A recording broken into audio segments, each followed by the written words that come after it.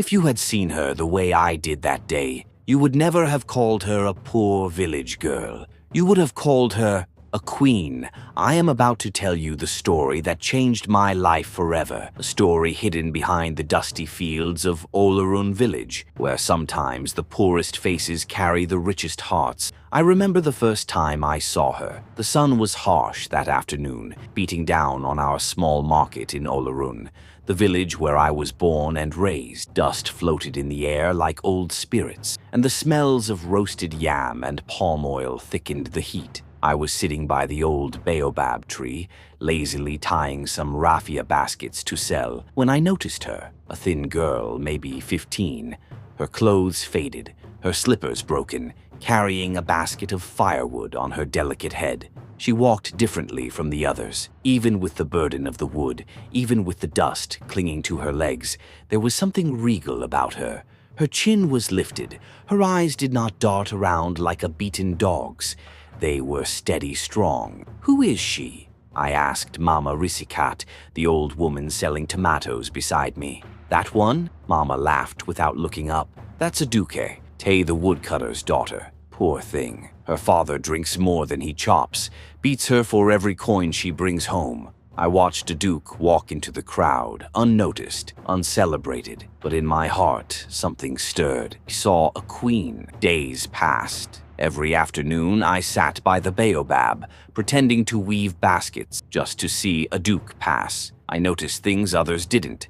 How she shared her few coins with the little beggars near the market. How she straightened her back whenever someone tried to humiliate her. How she wiped her tears secretly under the mango tree and smiled like nothing was wrong. One day, after a heavy rain, the market was empty except for me and a few stubborn traders. Aduke slipped and dropped all her firewood. People laughed, some cursed, no one helped. Without thinking, I ran. I picked up her wood, brushing the mud from it with my hands. She looked at me then, really looked, and I swear for a moment, the whole world stopped. There was no dust, no poverty, no cruelty, only her, a queen who had forgotten she wore a crown. "Thank you," she whispered, her voice barely louder than the rain. "What's your name?" My heart thudding. "Aduke," she said simply. I smiled. "Aduke, Queen of the Rain." She laughed, the first real laugh I ever heard from her. And that was the day everything changed. Our village was not kind to dreams. Boys were expected to farm. Girls were expected to marry early and obey. When Aduke's father heard that I was speaking to her, he exploded like firewood on a cooking fire. "Stay away from my daughter, you useless goat," he roared in the village square, dragging her by the arm. I wanted to fight, I wanted to pull her away, but I had nothing. No land, no cow, no power. That night I sat by the river and cursed the gods. Why show me a queen if I cannot save her? But destiny is a funny thing.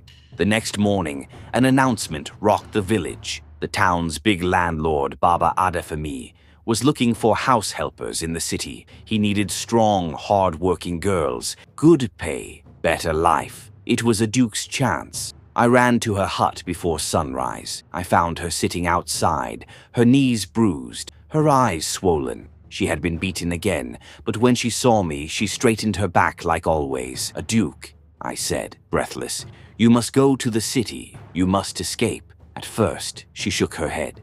"I have no shoes, no money, no permission," she whispered. I took off my own slippers, old and torn, and placed them at her feet.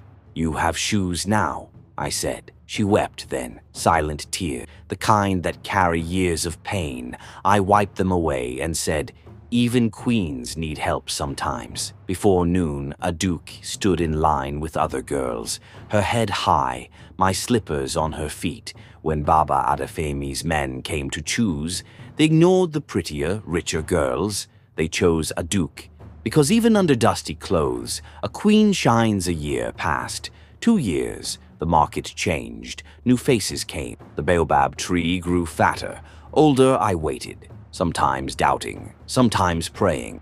Then one Harmattan morning, when the dry winds blew white dust across the village, I saw a car, a real, shiny car, roll into Olorun. The door opened and out stepped a woman, not a girl, A woman dressed in beautiful Ankara fabric, gold earrings swinging from her ears, her skin glowing like fresh rain. Aduke. She saw me at once, ran to me, laughed that same real laugh from long ago. "You still weave baskets," she teased, touching my hand.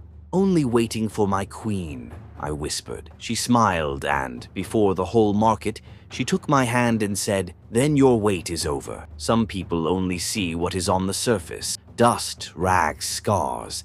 But some eyes, blessed eyes, see the crown hidden underneath. I was just a poor village boy, but I saw my queen and she saw me too.